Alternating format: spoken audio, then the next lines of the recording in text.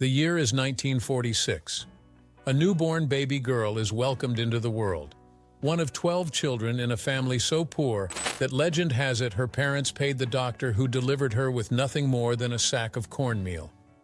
That little girl was Dolly Rebecca Parton, a name that would one day sparkle across billboards, theaters, movie screens, and concert halls around the globe. Fast forward through the decades, and Dolly Parton isn't just a country music star. She's an institution. She's sold over 100 million records worldwide, stacked up 11 Grammy wins out of nearly 50 nominations, built Dollywood into one of America's most beloved theme parks, and even launched a literacy charity, the Imagination Library, that has sent over 200 million free books to children. But behind the wigs, rhinestones, and quick one-liners, Dolly has been living a double life. For 30 years, she built a sparkling public persona that everyone thought they knew, while carefully keeping another quieter self hidden from the spotlight. That contrast, that tug-of-war between Dolly the icon and Dolly the woman, is what makes her story so magnetic. This isn't about scandal or deception. It's about survival. It's about a girl from the Smokies who learned early on that sometimes you have to play a role in public to protect what really matters in private. Dolly Parton's case may have been singing "Coat of Many Colors," but her life was stitched together with far more layers than anyone ever imagined. To understand Dolly's double life, we first need to understand just how far she came. Dolly Parton was born on January 19, 1946, in Locust Ridge, Tennessee, a tiny hamlet near Pittman Center, in the Great Smoky Mountains. She was the fourth of 12 children born to Robert Lee Parton, a sharecropper and construction worker, and Avie Lee Parton, who kept the family together through music and faith. The story goes that the Partons were so strapped for cash when Dolly was born that her father paid the doctor with a sack of cornmeal. Dolly herself has repeated this anecdote with a laugh over the years, never shying away from her humble beginnings. Poverty, in fact, would later fuel some of her most enduring songs like "Coat of Many Colors," written about the patchwork coat her mother stitched together from rags. Life in that one-room cabin was crowded, noisy, and brimming with music. Avie Lee taught her children Appalachian folk songs, and Dolly absorbed the hymns she heard in church. By the time she was 10, she was already performing on local radio stations in Knoxville, and by age 13, she made her first appearance at the Grand Ole Opry, introduced by none other than Johnny Cash. Even then, Dolly knew where she was headed. She once said, "I always knew I was meant for more than a cabin in the woods. I just didn't know how far I'd have to go to get there." True to her word, the very day after she graduated high school in 1964, she packed her bags and moved to Nashville, determined to chase her dream. The early years weren't easy. Nashville was full of hopefuls, and Dolly's high, mountain-tinged voice wasn't exactly the mainstream sound of the time. But persistence was her secret weapon. She signed with Monument Records, initially pushed toward pop, but quickly found her footing in country.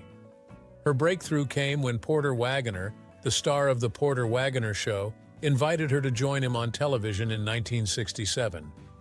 That partnership turned Dolly into a household name.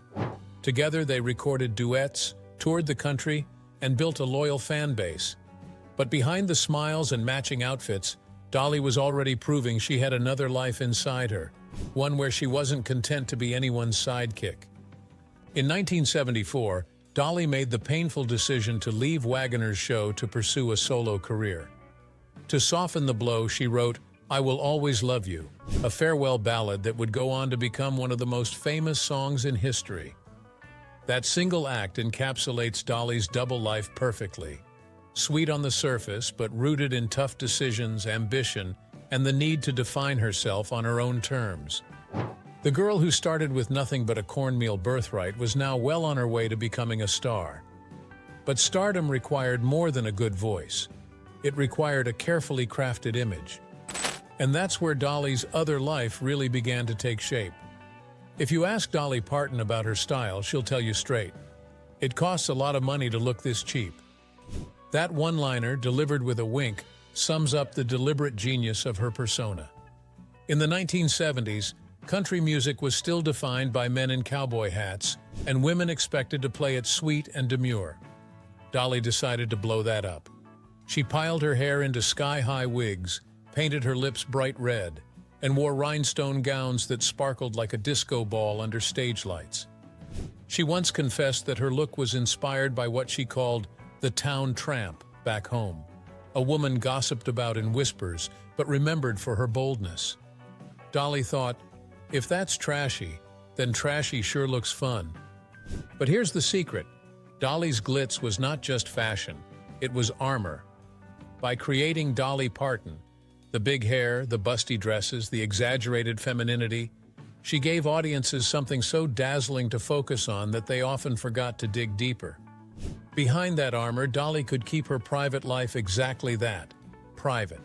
She took this commitment so seriously that she has admitted to sleeping in her makeup. Why? Because if a fire or an earthquake struck in the middle of the night, she wanted to be ready to meet the public without breaking the illusion. Imagine caring that much about your image. It sounds exhausting. But for Dolly, it was survival in an industry quick to dismiss women as has-beens the moment they looked too ordinary. Of course, Dolly turned the scrutiny to her advantage. When tabloids speculated about plastic surgery, she beat them to the punch with a joke. If something's bagging, sagging, or dragging, I'll tuck it, suck it, or pluck it, she once quipped. In doing so, she flipped vulnerability into punchlines, staying in control of the narrative. But perhaps the most fascinating part is how she balanced transparency with secrecy.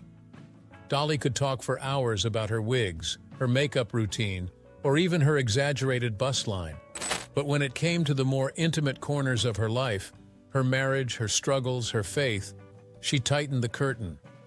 Fans thought they knew her, but the truth is, they only knew the version she wanted them to see. This balancing act wasn't deception, it was strategy. By building Dolly the spectacle, she protected Dolly the soul. She carved out a space where she could survive the pressures of fame, remain in charge of her career, and still keep her deepest truths sacred. And yet, as we'll see, Dolly's contradictions only multiplied.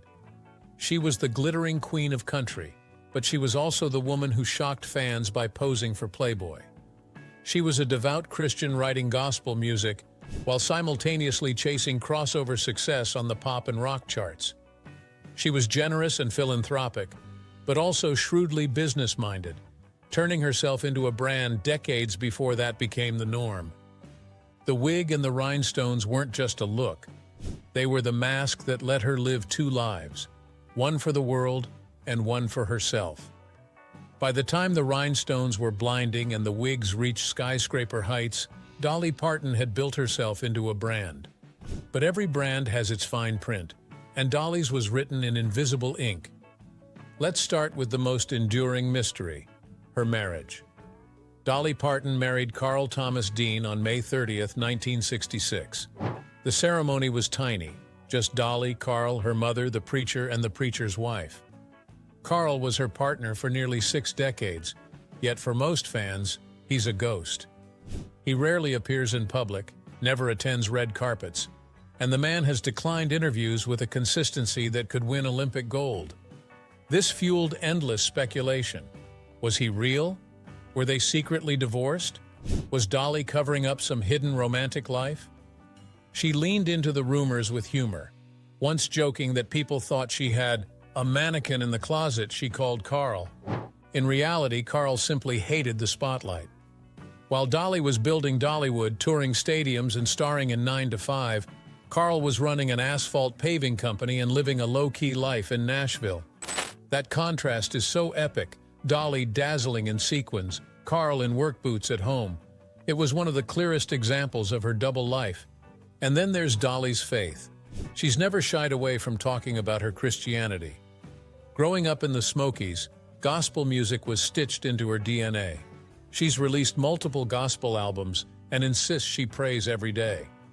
Yet in 1978, Dolly shocked conservative fans when she posed for Playboy. She didn't pose nude. She wore the famous bunny suit, ears and all. But the idea of a gospel-singing country girl appearing in Playboy was almost scandalous.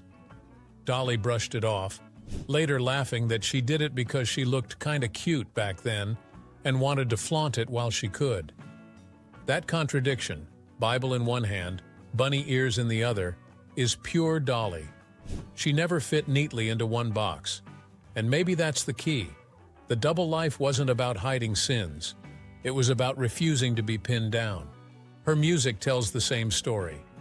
Remember that on one single night in 1973, she wrote two of her biggest songs, Jolene and I Will Always Love You. One is about jealousy and temptation. The other is about tender farewell. To channel such different emotions in a single sitting hints at how many emotional worlds Dolly was navigating at once. Then there's her business empire. Fans see Dollywood as a theme park filled with roller coasters and cinnamon bread.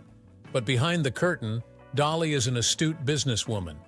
She owns multiple companies under the Dollywood umbrella, has invested in media ventures, and has built her brand with surgical precision. Yet she downplays this side of herself, often pretending to be just a country girl while making multi-million-dollar decisions. That's another form of her double life, the savvy CEO hidden beneath the sparkly gowns. And let's not forget philanthropy. Dolly's Imagination Library, launched in 1995, has mailed over 200 million free books to children across the globe. She has funded hospitals, scholarships, and famously donated $1 million toward COVID-19 vaccine research at Vanderbilt University. Yet she's always quick to make light of her generosity, insisting she doesn't do it for praise. Dolly once said, "I just think it's important to give back if you've been blessed, and I've been more blessed than I ever deserved." Still, even her philanthropy holds a double edge. The public sees the generosity. Dolly sees a mission rooted in her childhood poverty and her faith, the side of her life she often keeps quieter. So by the 1980s and 90s, Dolly was living on two tracks, one blindingly public, one fiercely private, and both were working in harmony. But here's the thing, keeping up two lives isn't easy, which begs the question, why did she cling to that separation for so long? Living two lives may sound glamorous, but in reality, it's more like juggling fire. Dolly managed it for decades, and the reasons run deeper than wigs and witty comebacks. First, there's the sheer pressure of fame. Imagine waking up every day knowing millions of people feel entitled to your story, your secrets, your heartbreaks. Dolly understood early that fame can eat you alive if you don't set boundaries. By creating a glittering version of herself, she gave fans something to feast on while keeping the tender parts of her heart locked away. It was self-preservation in sequence. Second, let's talk about gender. Dolly entered country music in the 1960s, when women were often expected to be sweet, submissive, and secondary. By exaggerating her femininity, the makeup, the wigs, the humor about her figure, she seized control of the joke before anyone else could use it against her. When critics called her too flashy, she laughed louder. When they mocked her bust, she turned it into a punchline. That's power. And that persona let her climb ladders that might have otherwise been pulled away. Thirdly, there's control. Dolly wasn't just a singer. She was a songwriter and businesswoman. She owns her publishing rights, a move that secured her millions when Whitney Houston's version of I Will Always Love You became one of the best-selling singles of all time. She knew that to stay in control of her music and her money, she had to play the long game. The public Dolly distracted the world, while the private Dolly signed contracts, built empires, and played chess while everyone else thought she was playing checkers. But make no mistake, the double life carried risks.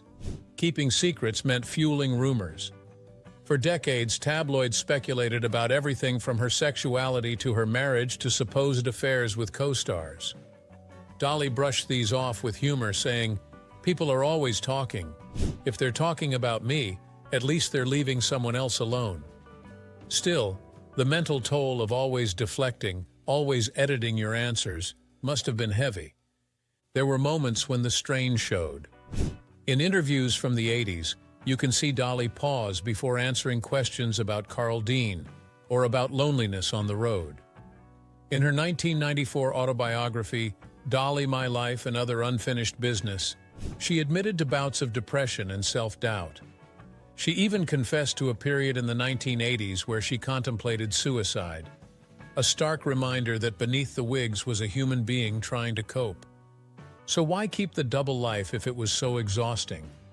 Because the alternative, giving it all away, was worse. Dolly once said, "I'm not going to limit myself just because people won't accept the fact that I can do something else." By separating her private self from her public self, she gave herself room to expand, to experiment, to survive. And in a way, it worked brilliantly. Think of it like this. When fans saw Dolly in a rhinestone jumpsuit cracking jokes about her bust, they were entertained. When Dolly went home, took off the wig, and sat with Carl Dean on their porch, she was safe. Both lives mattered, but they didn't have to overlap. Still, holding that balance for 30 years was a high-wire act. And like all high-wire acts, there were moments when the rope shook, when Dolly's private self peeked out from behind the curtain and reminded the world she was more than sequins and sass.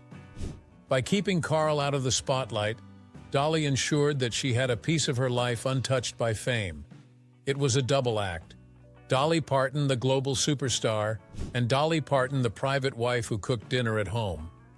That duality is what kept her sane in an industry that swallows people whole. Few fans knew about her battle with depression in the 1980s, a period she later described in her memoir, My Life and Other Unfinished Business. She masked it with her trademark humor and energy, but behind the glitter, she was quietly facing health issues, heartbreak, and emotional strain. Only years later did she open up about those moments, proving once again that the Dolly we saw on stage was only half the story. In other words, Dolly's glittering mask wasn't deception, it was strategy. It was her way of giving us exactly what we wanted, while keeping for herself what she truly needed. On one hand, Foot is the image of Southern hospitality, kind, generous, family-oriented. On the other, she's edgy, daring, and completely unafraid of shocking the world. Who else could donate millions to children's literacy and medical research while also posing for Playboy? That's Dolly. She wore the iconic bunny outfit in 1978, later reprised it at age 75 for her husband's birthday, and told fans, "I did it because I still had the boobs and the waistline." Classic Dolly. And then there's her philanthropy. Dolly doesn't just give back, she reinvents what giving back looks like. Her Imagination Library, which began as a small program in Tennessee, has now mailed more than 200 million free books to children worldwide. She also quietly donated $1 million to help fund Moderna's COVID-19 vaccine research in 2020, a gesture that led people to jokingly say, "Forget superheroes, Dolly Parton is the reason we can go outside again." But here's where her contradictions get even more delicious. While she's built an empire on country music, Dolly has never been afraid to jump genres. In the 1980s, she crossed over into pop with hits like 9 to 5 and Here You Come Again. And in 2023, at 77 years old, she went full rock star with her album Rockstar. We're talking duets with Paul McCartney, Elton John, Stevie Nicks, and more. Fans were stunned, critics were impressed, and Dolly just grinned. She admitted she only made the record because she was inducted into the Rock and Roll Hall of Fame and felt she had to earn it. That's Dolly's style. When challenged, she doesn't just show up, she shows up bigger, bolder, and sparklier than anyone else. And yet beneath all the contradictions, there's a through line. Dolly does what Dolly wants. She's not bound by categories or expectations. She can be wholesome and sexy, humble and flamboyant, private and larger than life, all at the same time. That's the paradox that makes her timeless. Dolly Parton's story is the ultimate American fairy tale. She was born in a one-room cabin in the Smoky Mountains, paid for with a sack of cornmeal. She grew up without electricity, without plumbing, often without shoes. Yet she turned those humble beginnings into the foundation of one of the most remarkable careers in music history. Her so-called double life wasn't about scandal, it was about survival. Dolly built a dazzling public persona that allowed her to shine on stage while keeping her real self safe behind the curtain. For 30 years, she lived that double life seamlessly, fooling no one but at the same time fooling everyone. And maybe that's the real lesson. Dolly Parton teaches us that you don't have to be just one thing. You can be glitter and grit, faith and freedom, fantasy and reality. You can be Dolly Parton the icon and Dolly Parton the woman, and you can let both lives flourish without compromise. So when we say Dolly lived a double life for 30 years, what we really mean is this: Dolly lived life on her own terms. And in doing so, she didn't just become a superstar, she became folklore, a living legend whose story will be told long after the last rhinestone fades. Thanks for watching till the end. By the way, which Dolly Parton double life moment surprised you most? Let us know in the comments. And while you're down there, tap like, subscribe, and ring the bell so you're always in the front row for our next content.